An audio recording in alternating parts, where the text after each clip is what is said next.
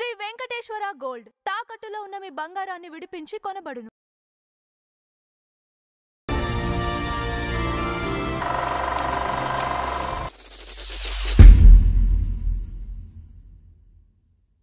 నమస్కారం నందం హరిచంద్రరావు గారు. నమస్కారం అంజబాబు గారు.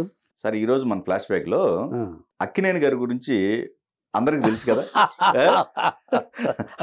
అదే రైమ్ తో అదేంటండి అదే క్వశ్చన్ అక్కినేని గురించి తెలియపోవడం ఎవరు ఉంటుంది. నేను రైమ్ కోసం ఆ పేరు వాడుకున్నా. ఓకే, అక్కినేని ఎలానో మిక్కిలినేని ఉన్నారు. అయ్యో మిక్కిలినేని రాధాకృష్ణమూర్తి గారు మంచి క్యారెక్టర్ ఆర్టిస్ట్. అవునవును. అయ్యో పెద్ద కమ్యూనిస్టు భావాలు గలవాడు ఆయన. Correct correct. స్వతంత్ర పోరాటంలో పాల్గొన్నవాడు. తర్వాత ఈయన గురించి చెప్పాలంటే నర్తనశాలలో ధర్మరాజు క్యారెక్టర్ అంటే కంకుబొట్టు అని వేసినప్పుడు ఈ పాచికలు ఆడేటప్పుడు గుర్తొస్తుంది. అంటే మన ప్రేక్షకుల కోసం చెప్తున్నారు. Right right. ఏమండి మిక్కిలినేనికి ఇదంతా మా అబ్బాయి చేశాడు, యుద్ధంలో గెలిచాడు అని చెప్తే కాదు మీ అబ్బాయికి జయించలేదు అని అంటే అప్పుడు కోపం వచ్చి ముక్కామల ఆయన విరాట్ రాజు అలా పాచికి పెట్టి కొడతాడు, బ్లడ్ వస్తుంది. అప్పుడే వచ్చిన ద్రౌపది సావిత్రి గారు అవి కట్టుకట్టి ఈయన రక్తపు కొట్టు కింద కారిందంటే మీ దేశంలో పంటలు పండవు అని చెప్తుంది ఆవిడ. ఆయన మిక్కిలినేని గారు. మాయాబజార్లో కర్ణుడు. ఏమండి తర్వాత దీంట్లో పాండవ వనవాసంలో చీరలాగుతాడు కదా సావిత్రి గారు, చీర పాట పాడుతుంది సావిత్రి గారు. ద్రౌపది చీరలాగే దుశ్శాసనుడు. ఇక శ్రీకృష్ణార్జున యుద్ధంలో ఈయన బలరాముడు.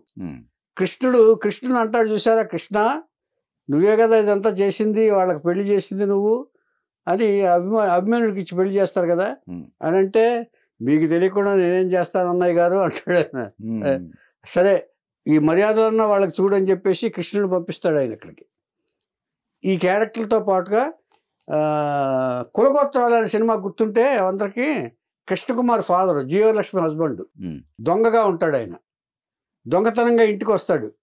కులగోత్రాలు గుర్తు చేసుకుంటే ఒకసారి దొంగ క్యారెక్టర్ వేశాడు. ఈయన మిక్కిలినేని రాధాకృష్ణమూర్తి గారు. తర్వాత బందిపోట్లో రామారావు గారు ఎత్తుకొస్తాడే, భుజం మీద వేసుకుని సభలోకి అడుగు పెడతాడు, ఆయన చచ్చిపోతాడు ఆయన.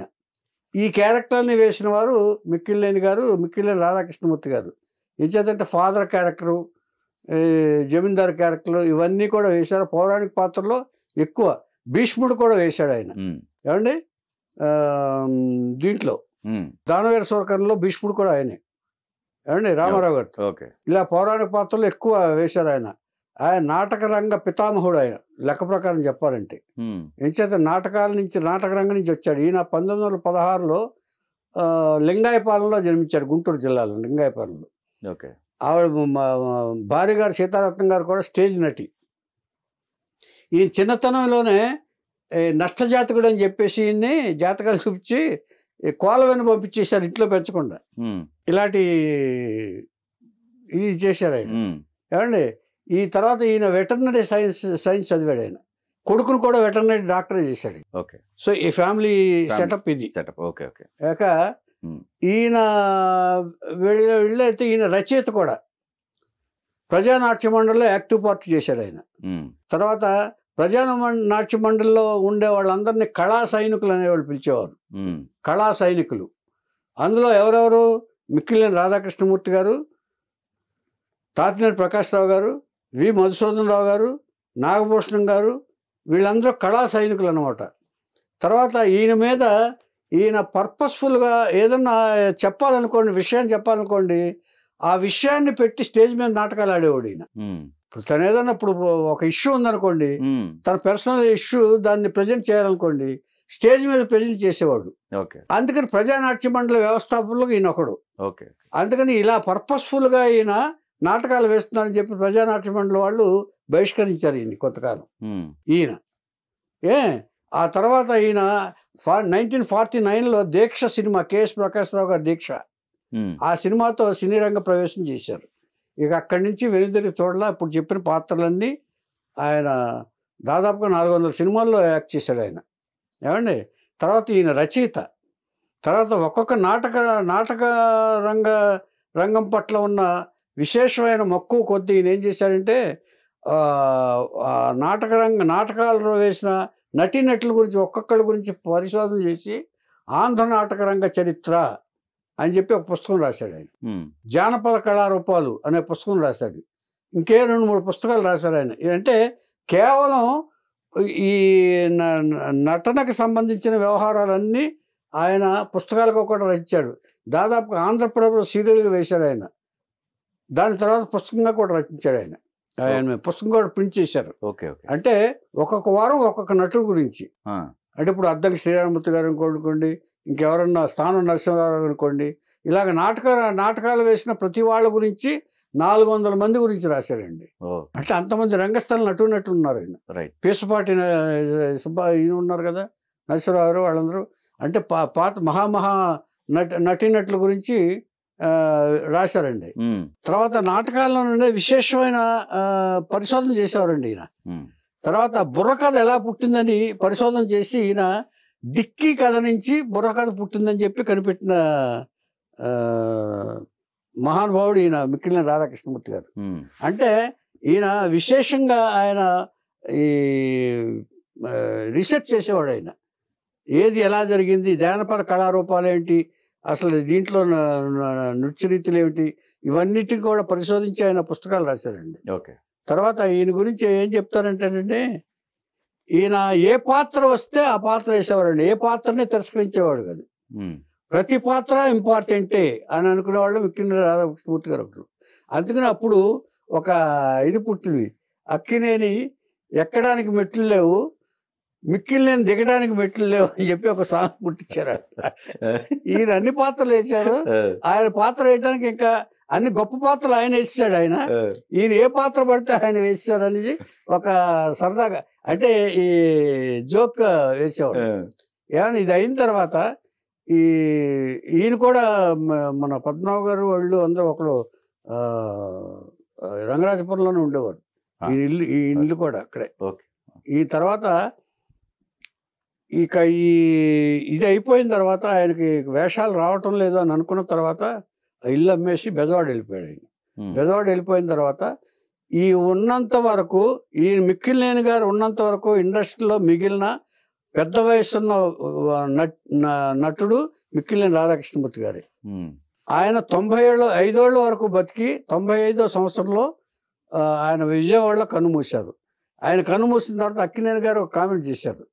ఏం చేశారంటే, ఇప్పటి వరకు మిక్కిలినేని రాధాకృష్ణమూర్తి గారు పెద్దవారు, ఇప్పుడు ఆయన పోయారు, ఇక నేనే పెద్దవాడిని, ఇండస్ట్రీలో ఉన్న పెద్దవాళ్ళలో పెద్ద వయసు ఉన్న పెద్దవాళ్ళలో నేను ఒక్కడిని అని చెప్పి అక్కినేని గారు కామెంట్ చేశారు.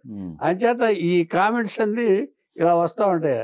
అంటే ఒక మహానటుడు మంచి పాత్రలు వేసి, తండ్రి పాత్రలకి, పౌరాణిక పాత్రలకి విశిష్ట నటుడు ఎవరైనా మిక్కిలినేని రాధాకృష్ణమూర్తి గారు. ఈయన గొప్ప రచయిత అని చెప్పాను కదండి. ఈయన ఆంధ్ర చలనచిత్ర కళ గురించి కూడా రాశారు ఈయన. ఏమండి, తర్వాత ఈ ఆంధ్ర నటరత్నాలు రాసినప్పుడు వయస్సుల గురించి ఎక్కువ రాశాడు ఈయన. వంకాయల సత్యనారాయణమూర్తి, దేవత సుబ్బారావు గారు, ఆరణ్య సత్యనారాయణ, వీళ్ళందరి గురించి రాసినప్పుడు వయస్సుల బృందం అంతా, ఏమంటే మీ పుస్తకాల్లో మా గురించి కూడా రాసినందుకు మేము చాలా కృతజ్ఞతలు అని చెప్పేసి వాళ్ళు వయస్సులు ఈయన్ని అభినందించారు. నిజంగా మా గురించి ఎవరు చెప్పుకోరు వయస్సుల గురించి, కానీ మీరు మీ పుస్తకాల్లో మా గురించి కూడా ప్రస్తావించారు, చాలా ధన్యులు అండి అని చెప్పేసి వాళ్ళు ఆయన్ని అభినందించారు, థ్యాంక్స్ చెప్పారు ఆయనకి. తర్వాత ఈయనకి డాక్టరేట్ తెలుగు విశ్వవిద్యాలయం పురస్కారం లభించింది, డాక్టరేట్ ఇచ్చారు, కళాప్రపూర్ణ అని ఈయనకి ఇచ్చారు. అంటే 400 మంది కళాకారులు, అందులో ఆల్ క్యాస్ట్, అంటే క్యాస్ట్ ఇది లేకుండా వాళ్ళు సంతోషించేది. ఎందుకంటే మా వయసుల గురించి ఎవరు రాయరండి, అంచేత మీరు రాశారు అని మిక్కిలినేని గారిని అభినందించారు. నేను కళాకారున్నాయా, మర్చిపోలేదు ఆయన, మర్చిపోకుండా. వంకాయల సత్యనారాయణ గారు కూడా ఉన్నాడు అందులో. అంటే సినిమా అదే ఎక్కువ శాతం ఈయన బుక్స్కే ప్రయారిటీ ఎక్కువ ఇచ్చారు కదా. బుక్స్ అంటే స్వతహాగా రచయిత అండి ఆయన. నాటకాలలో ఎడ్యుకేటెడ్, బాగా వెటర్నరీ సైన్స్ డిప్లొమా హోల్డర్ ఈయన, డాక్టర్. కొడుకును కూడా అదే చదివించాడు ఆయన. ఆయన కొడుకును కూడా అదే డాక్టర్ చదివించాడు ఆయన. ఆయన బెజవాడ వచ్చేసి 95వ సంవత్సరంలో వయసు రీత్యా ఉమ్, మరణించాడు ఆయన. ఓకే. సో మిక్కిలేని గారు ప్రజానాట్య మండలి వచ్చిన వాళ్ళల్లో ఈ తాతినేని ప్రకాశ్రావు గారు, ఈ గ్రూపు నాగభూషణం గారు, మిక్కిలేని రాధాకృష్ణమూర్తి గారు, వీళ్ళందరూ ఒక బ్యాచ్ అండి. ఆ, వీళ్ళనే సైనికులు అని అంటారని చెప్పాను కదా అదే నేను. రైట్. ఆ, వీళ్ళందరూ ఏమనుకుంటే అది ప్రజానాట్య మండలిలో చేసేవాళ్ళు. ఓకే. ఆయన బాగా గరికపాటి రాజారావు గారు ఉమ్, వాళ్ళది కదా ప్రజానాట్య అవును, మండలి. అవును. అంచేత ఈయన ఒక విశిష్ట నటుడు అండి. ఆయన పెద్ద పాత్రలు వేసేవారు, మంచి పర్సనాలిటీ. రామారావు గారికి కూడా ఇష్టమైన నటుడు ఈయన, ఓకే. మిక్కిలేని రాధాకృష్ణమూర్తి గారు.